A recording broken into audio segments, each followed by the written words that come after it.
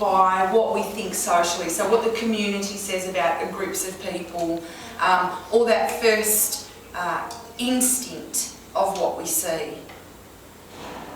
So if they're very negative stereotypes, then this can start to affect our mental health.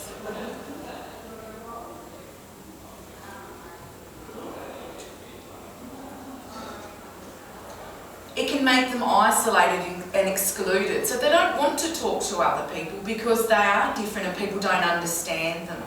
So isolation becomes a big thing, and that's not good. Nobody should be alone and feel as though they can't be involved in things.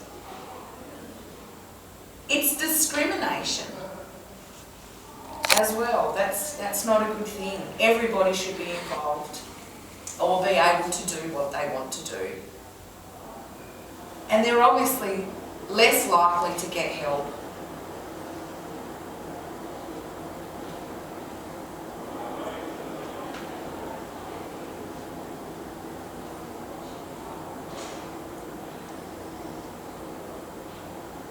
Yeah.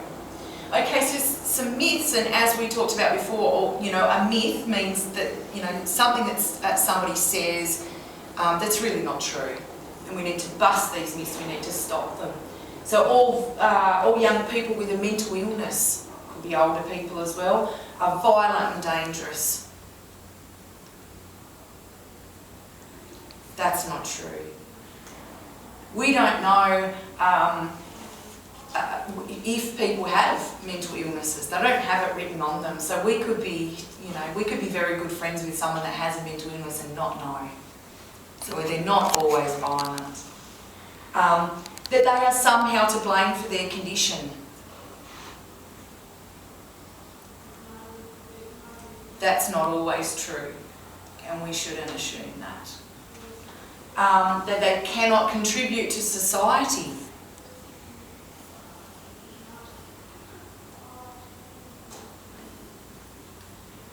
And I know that you would have seen in the media, especially yesterday and today, about Robin Williams. So he's the actor. Yes, Robin Williams passed away. Yes. We saw that on the news. So Robin Williams had depression. So funny. Yes. Yeah. He had depression. But we didn't know that. And he contributed to society hugely. Made movies, was a stand-up comedian. So that myth is just not true.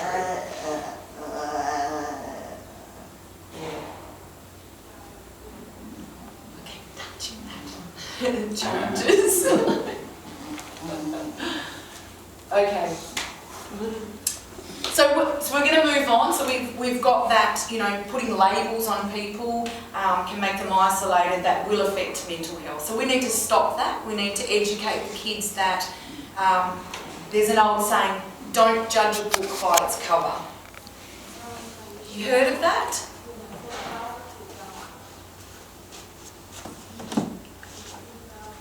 Yeah. So find out a bit more about it before you don't want anything to do with it. Okay, so stress. Let's talk about stress.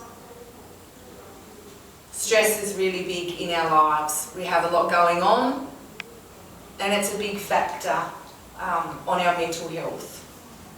So we need to know how we're going to deal with our stress. Everybody has some amount of stress, which is normal, and everyone experiences stress very differently. So I was running late this morning, and I'm really sorry, but I don't, let it really, really upset me. Whereas I have co-workers that get very, very, very, very stressed if they're running late or they are late for an appointment. Yeah. That's the difference. I'm a bit different than them with my stress levels. Like you with your lawnmower. When your lawnmower breaks down, that's your business. Yes, because I'm sick of fixing it too. When my lawnmower breaks down, I'm happy because I don't have to mow the lawns.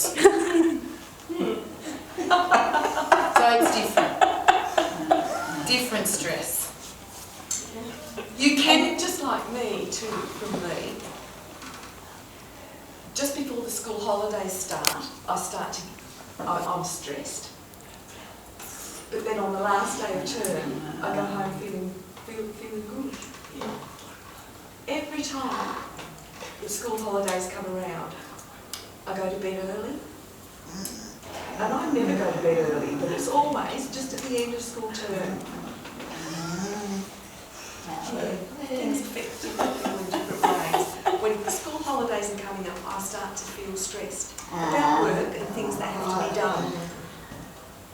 Because in the school holidays, that's the time that you can catch up on things and get a lot done. Yeah. I feel fine the rest of the time at work all through the year, but as soon as it starts to get close to school holidays, I know I start to feel stressed. And I think that it's really good that you notice that. So you notice your body getting stressed before that. So it's a really good sign for you to keep an eye on that. So you know when you're getting stressed and then can try and think about ways to release that stress as well. So that's getting home and plonking in the chair and going, yes, I've finished the term.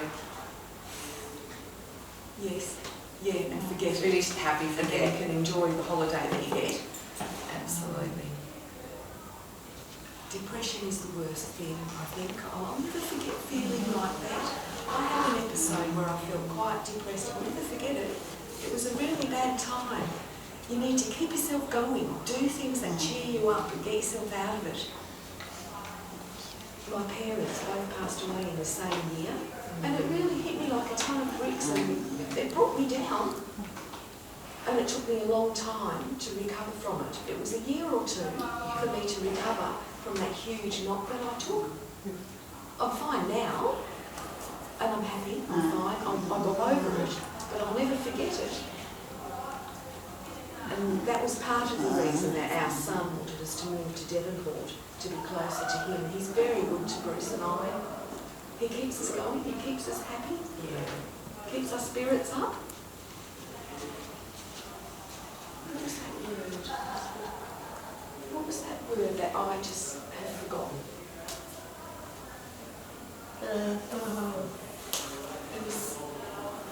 There's a word for it. What was the feeling? There's something wrong, and you get over it, and it comes back again. And then I just had one of those absolute moments. You know what you're doing, and you know what you're going to do, and then all of a sudden you just forget what you were going to do, or you forget what you were going to say. You know how you just have those, and then a few minutes later you remember it? I've noticed that with age happening to me more these days. And I just have to stop and wait until it comes back to me and keep on going. Well, that just means I'm getting older, doesn't it? Maybe. So, you can't put age, getting old in the green zone, can you? Well, you can. You can because what happens is when we get old, I'm not taking my blood. when you get old is that your body is not as young. So you start to get a bit frustrated with it. I can't run like I used to, or maybe I can't, my back's a bit sore, or, little things like that. So sometimes, yes, that can put us a little bit into the red zone. But we also have to remember, okay, I might be getting old, but I've lived a fantastic life. So that can push us back up into the green zone. Think about the happy memories, about all the things that you've done. And as far as forgetting things, I'm young, I hope, and I do it the same. Really? That might be because I have 3 children and a house and work and things like this. So sometimes I have a lot, some people have a lot on their plate. So sometimes you do forget things. All right. If you keep being concerned about it, then good to just go and get a checkup. Yes. Yeah, the dog, yeah, you're right. Yep. Good that you're aware of it as well. Great. Yeah, thank you. Don't You worry, won't. I have to look after you. I like to be able to think for myself. She pushes me, mind you. So what we're going to think about, because stress is a really big factor in mental illness, so people getting mental illness, stress can be a really big factor to that. So what I want to look at is, what are some of the signs that you guys notice when you're becoming stressed out? So physically, with your body, how do you feel when you start to get stressed? I get butterflies in my stomach and start to feel a bit sick.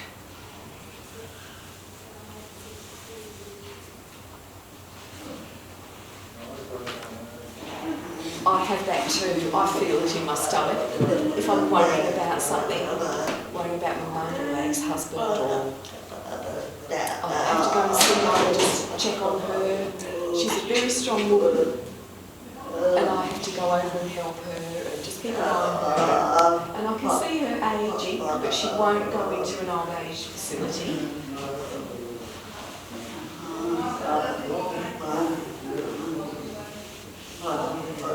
She's over 99. She's had a few falls and had to go to hospital because of those falls. And it's hard for me. I know I have to keep an eye on her and look after her and support her. But I know it gives me stress. Yes. And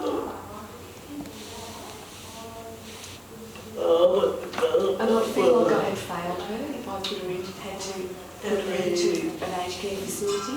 There are aged care facilities around in Birmingham, Sheffield, and up here in the North West. She had a big fall in the bar and hurt her back and went to the hospital and stayed there in Sheffield in a care facility after that. And then once she was better, she went to an aged care facility in Devonport for a while. And now I can see that her mind is starting to deteriorate with age.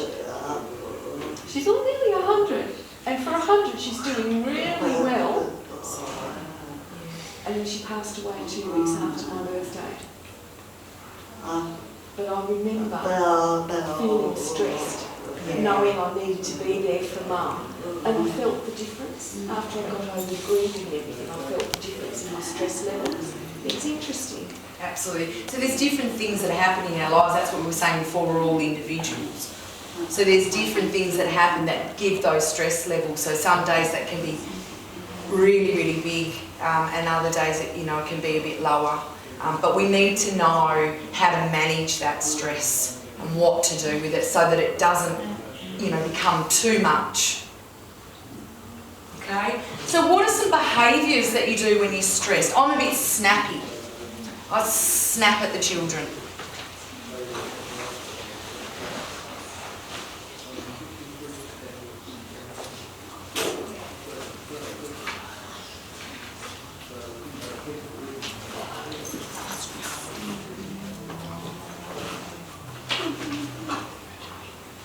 If I'm cranky with my husband, if I'm really stressed, I'll get angry with him. Yeah, nothing. Yeah.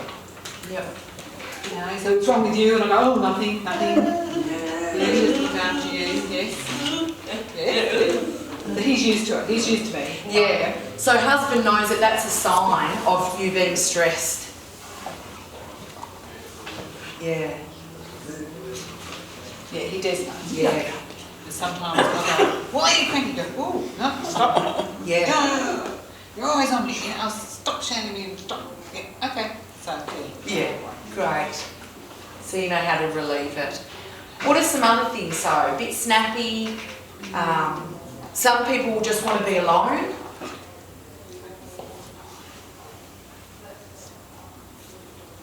Yeah. Yeah.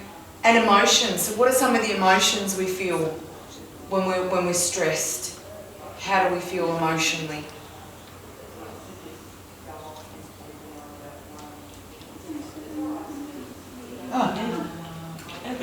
Upset. Yep. Maybe, you mean upset? Things like that? Yeah, frustrated. Yeah. Sometimes I feel good. After a while, I change. I start feeling, inside, and I don't know why. Feeling just angry, and something's wrong. The mind just, for no reason, just get angry.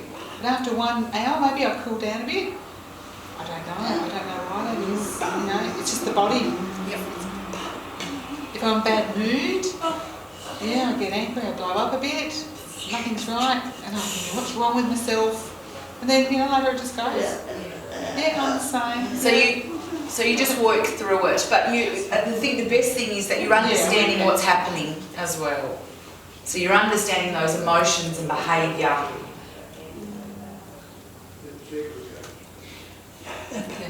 Sometimes if I'm angry, and then I'll think, I'm stupid, what am I talking about? What am I angry for with my wife? Why am I angry with her? And I think, and I have to apologise when I'm wrong because I was over nothing. Yeah. And she'll go, I haven't done anything. I'll go, the next hour or later I'll say, I'm sorry, that's my fault. Yeah. I don't know why I did that. So we're all human. We all do Ladies mostly, they get angry because they get their periods, they've got that hormonal thing, so that can make them mood change. Yep. Is that right, ladies? Yes, right? yes. And the men should understand.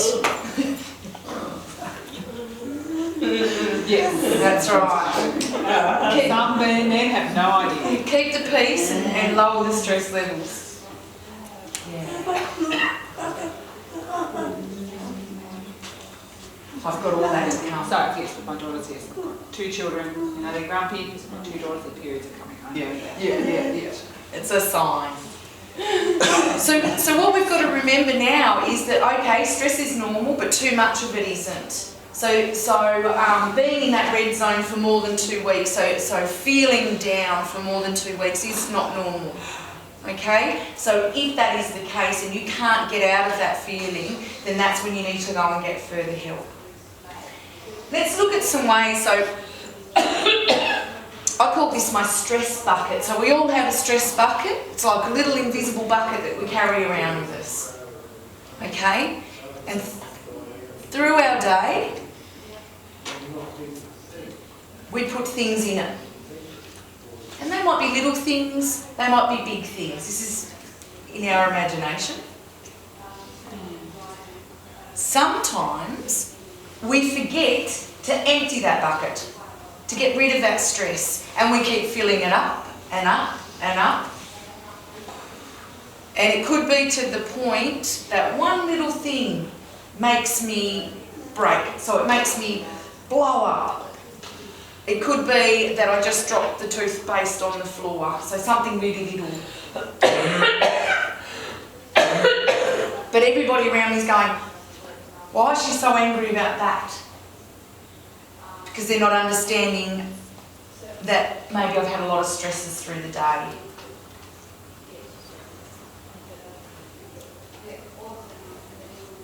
So we need to remember, what are some of our green zone activities? So I want you to tell me some of the things that when you're feeling really stressed, what are some of the things that you can do in your life that makes you feel better?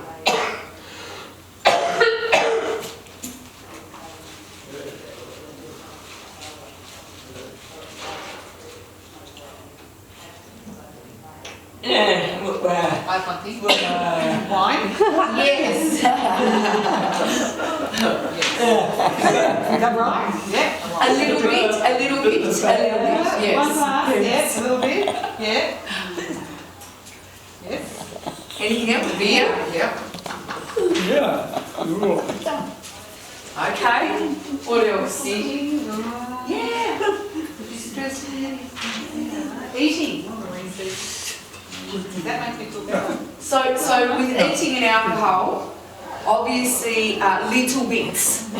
If you find that every time you stress you're eating, then it could become a physical problem. Because you could start putting on weight and getting really unhealthy. Yeah. It's okay that you eat. Yeah, have a walk. Go for a walk. Yep. Have a walk, yes. What else? Yeah, don't eat too much. When you're older, eating too much isn't good for you. Yeah. A little bit is fine. Yeah, for well. Yeah. But if you eat too much, no, that can be bad for me. I know that. I need to eat this. I need to stay this. Yeah. Have a walk. Yeah, walk. Yeah. Walk is excellent.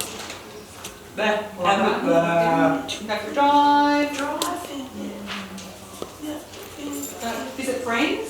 Visit friends, have a chat. Yeah. I just want to say that, you know, thinking about driving, we have to make sure that we're very calm before we get into the car.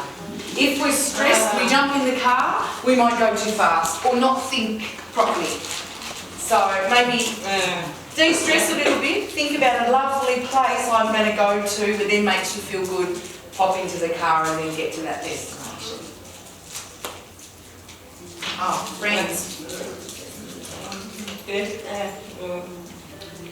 Sorry, talk with your good friends, yeah, get everything out, you know, get everything off your chest, that's always good. Animals. Yeah, animals. A nice cuddle with your dog. Or go for a walk with the dog. Yes. Yep. Yeah, we do that. Elaine and Bruce, we take the dog for a walk. Always, and sniffing everything, and always having to pull him, sniff over here. Yeah. Last Sunday, yeah. At the Bluff, last Sunday in the afternoon, we went for a lovely walk there with the dog. Yeah, that was great. Great. So we all know that there are little things in our lives that we can do when we're starting to feel stressed. You don't need money to go for a walk. You don't need money to, you know, ring up a friend. So we all can't go to Hawaii when we're feeling, you know, a bit stressed. But there are other little things that we can do. And so what I want you to remember about this section is that when you're feeling those stresses, so like it might be the tummy, it might be because you've snapped at somebody, a headache, remember, what are my green zone activities? What are the things that make me feel better? And try and do some of those.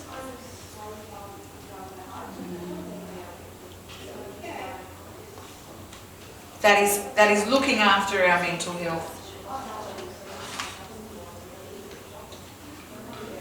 Okay, so we talked about ways to combat stress. Make sure we use our stress release, things that put us in the green zone.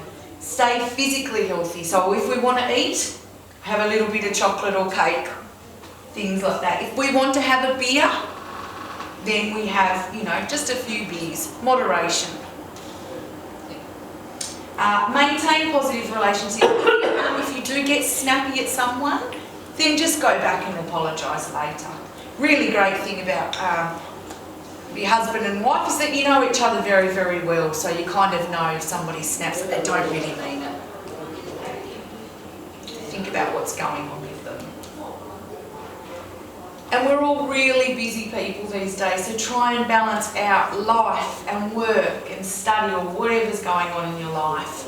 Try and balance that out. Don't try and do too much. Look after yourselves is really important. And look after your mates as well. So look after your friends and family and be aware if they may be going through things.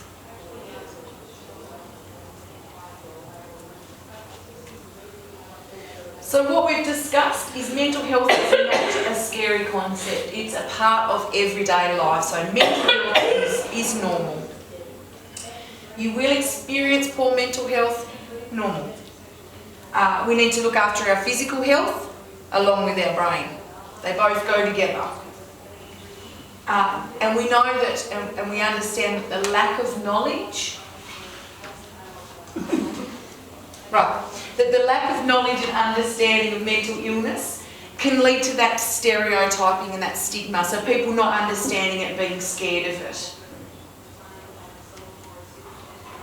We need to get rid of that. Talking about poor mental health openly can help to reduce that stigma and that stereotype of living with a mental illness. So if somebody has a mental illness but we're okay talking about it, they'll feel more comfortable to be involved.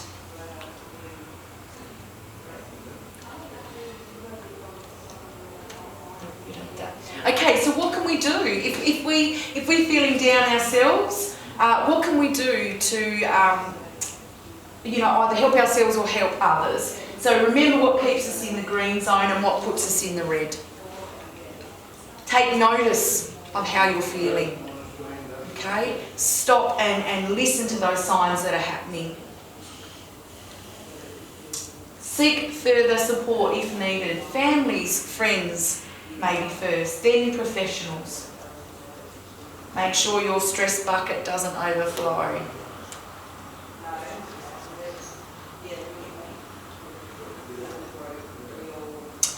So mental illness, what's the difference between mental health, mental illness? I like to explain it like a cough and asthma. Okay?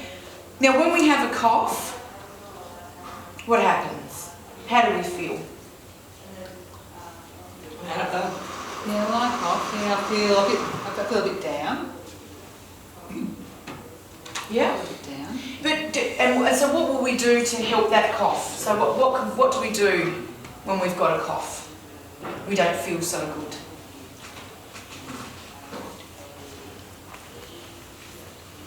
Take a cough lolly, or that's what I take. Yeah. Yeah, a cough lolly or something on the chest. Yeah, to help the chest. Just relax.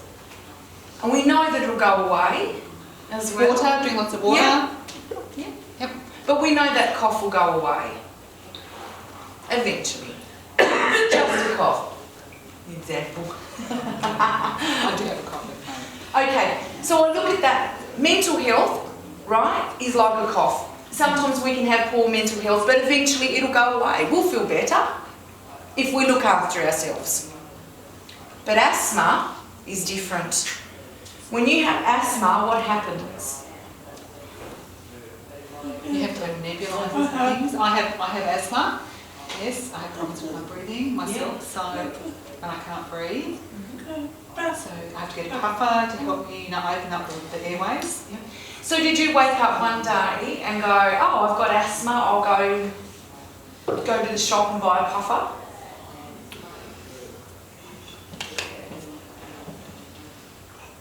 No. I had to have tablets. You take a prescription and go and get it, in the bag, keep it in the bag, so in case it happens, and I've always got the puffer with me. And who told you you had asthma?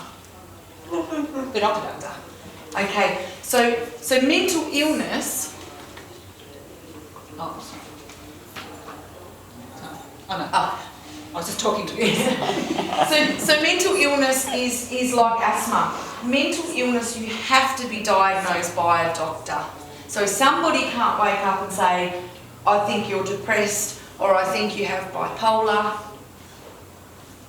You have to go to that doctor and they have to then diagnose you. And then what happens is that you may need some medication, or you may choose how you want to treat that mental illness. So mental illness needs to be diagnosed by a professional. Mental health is just something that happens to us daily, but needs to be looked after just as importantly.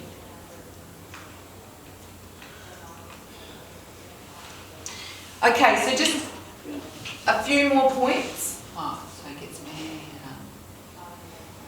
flu, those sort of things. Asthma's, it's like the flu. Yeah.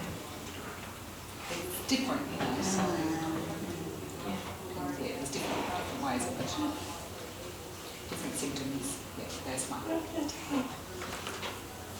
Yeah, and the same with mental illness. There are different symptoms, there are different mental illnesses as well, and they're all treated differently. So that's why we need the doctor or a professional to be supporting with that. So I'll just talk a little bit around some factors that can cause mental illness. So biochemistry, that's our chemicals in our brain. So sometimes they can get blocked, some things can happen to those chemicals, and that can sometimes cause a mental illness. Genetics, that means that if there is a mental illness in the family, it doesn't mean because Uncle Bob had bipolar, that you are going to get it.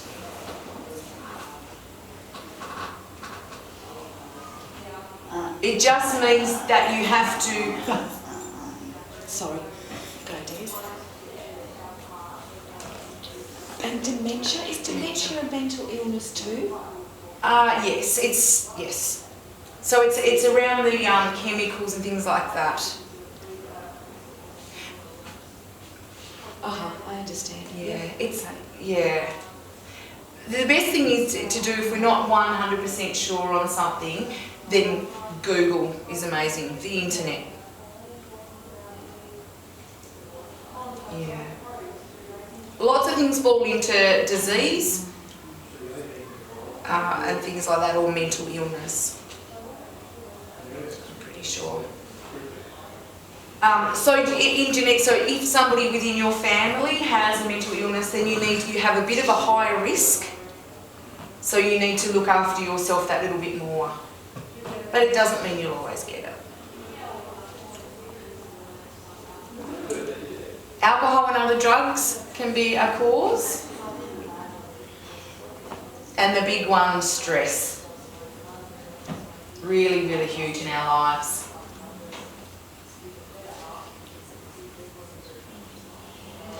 But not just one of these make up a mental illness. It can be a couple of things, so not just one.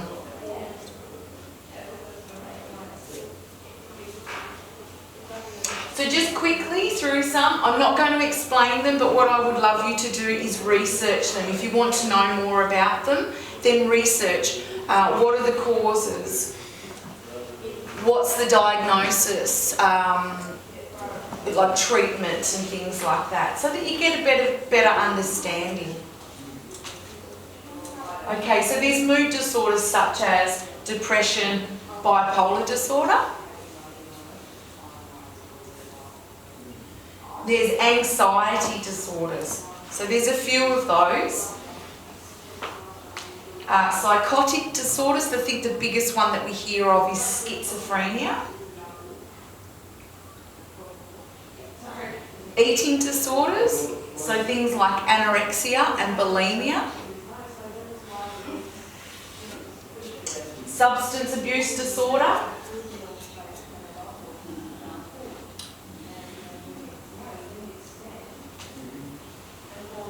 And disruptive behaviour disorder, so things like ADHD, ADD.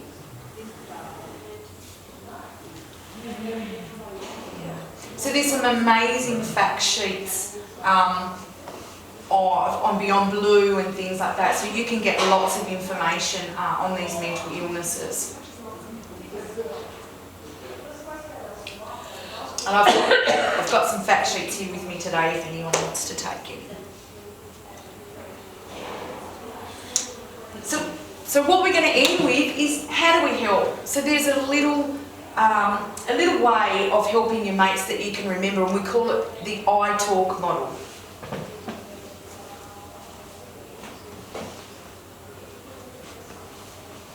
So the first one is identifying. So it's like I know that either something's not right with me or not right with my friends. So that's the first step, is identifying that something's happening. T is for touching base.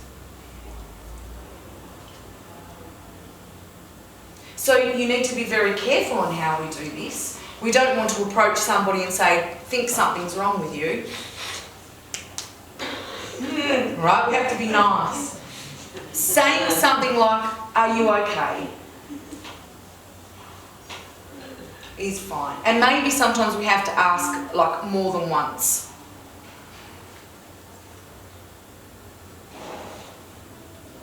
And then the A is for actively listening. So we really, really have to make sure that we're concentrating. I know, I just even... You're talking, we're listening. I know, it's the same. Some people don't listen to what other people are saying. Or they don't listen properly. So they'll sit and they'll be looking around everywhere and not... Yes, that's like pretend you're listening. Yes. So we really, really need to actively listen.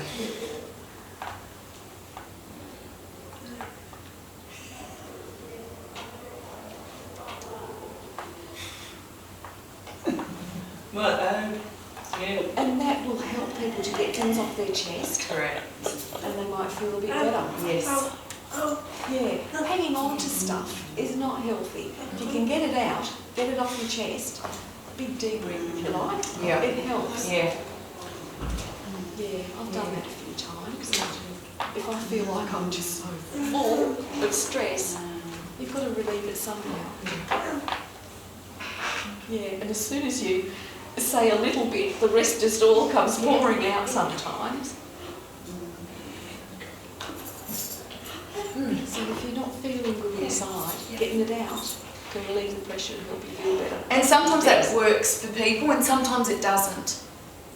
So if it doesn't work for them, our next step would be, let's look for some options. And those options might be, okay, let's have a look on the internet and see if we can understand, how you're feeling. Let's see what services are out there that might be able to help with this.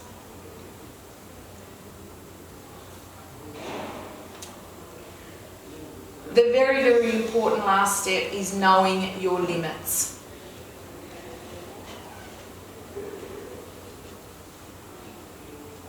So if somebody tells you something, Yeah, and confidentiality as well. Sometimes there's that feeling of if I do talk to someone, I hope they don't tell someone else. Yeah.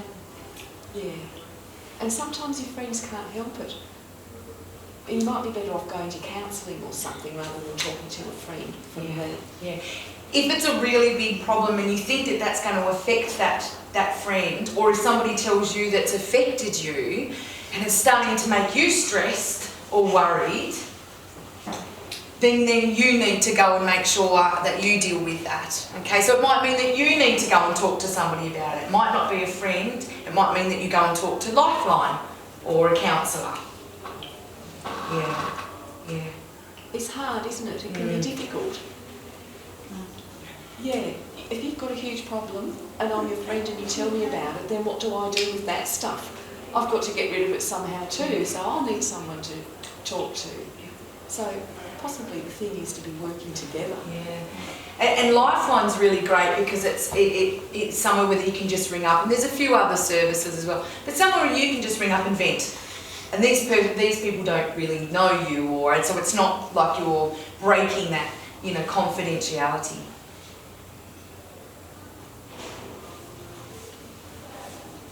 Yeah, we've seen that advertised on TV. Yeah. Yeah. Yeah. Yeah, and we could, that might be a better way to go. You're talking to someone that you don't know, and they don't know you, and you can dish it all out there and leave it there, and it's done with. Just say you're upset, and you're telling someone about it, and then they pass that on to someone else, who passes it on to someone else. Yeah, but they don't know who you are if it's through a phone call, Marie. Yeah. And we might have an advantage over hearing people there. Voices do. can be recognised, can't they? I mean, at least they will know if it's a man or a woman on the phone because they can hear the voice, but they don't know who we are on the end of a teaching line call. But I'm worried about my business being spread around out there. So, yeah. Some people can be troublemakers too, and they can twist the story. So you have to be careful. You have to be very careful on who you talk to. So if this is a really big problem and you're worried that it is going to, that friends might not be able to, not talk about it, then go to a professional counsellor or something like that. These professional services are not allowed to share your information unless they are worried about your mental health. So if you're a risk to yourself or you're a risk to somebody else, then yes, they have to go a little bit further with it. This is for the safety of you and maybe safety, of friends and family. So that is the only case where they will probably follow it up or share it in that way. But know your limits, it's a really big thing. Don't take on too much.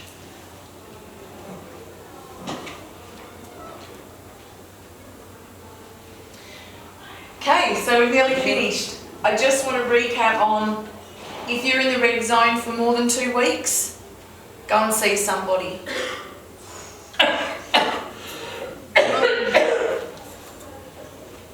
Yeah, go.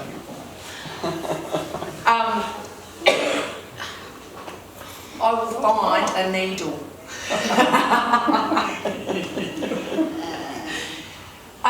The other thing is, remember your stress. Remember how you feel, the way you act. Stop. Do a green zone activity. Do something that stops you from being stressed.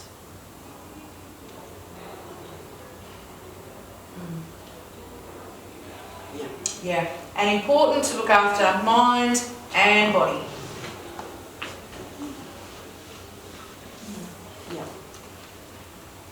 Oh.